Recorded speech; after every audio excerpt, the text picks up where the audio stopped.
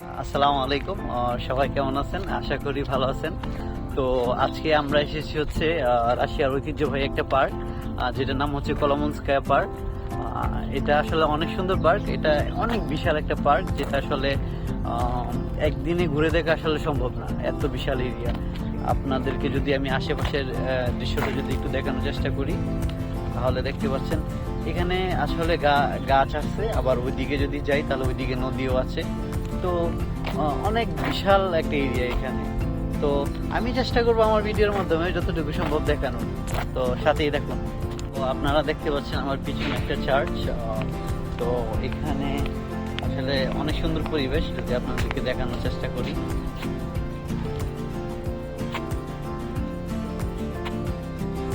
নিচে আসলে লেক আছে একটা, অনেক সুন্দর, কিন্তু কতটা দেখা যায় জানি না, তবে আমি দেখানোর চেষ্টা করতেছি।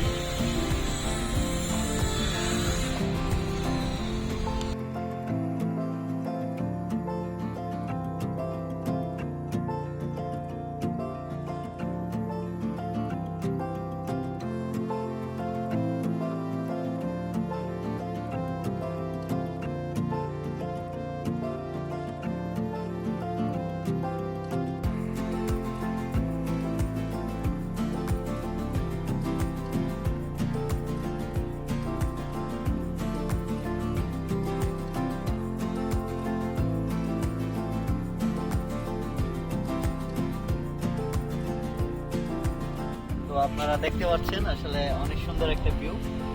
যদি দেখেন ভিউটা, এটা আসলে অনেক লম্বা এরিয়া।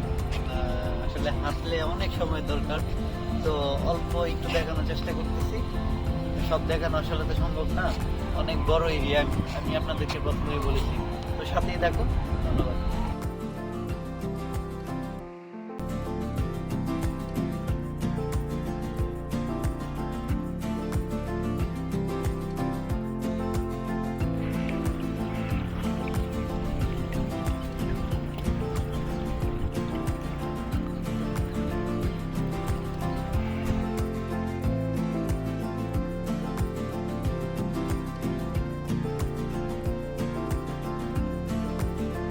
তো আপনাদেরকে যেমনটা বলেছিলাম, তো আমরা পাহাড়ের সর্বোচ্চ চূড়া যেটাকে বলে, আমরা সেখানে চলে আসছি। তো আপনারা যদি পিছনে দেখেন, পিছনে নদী আছে, লেকও বলে অনেকেই দেখে।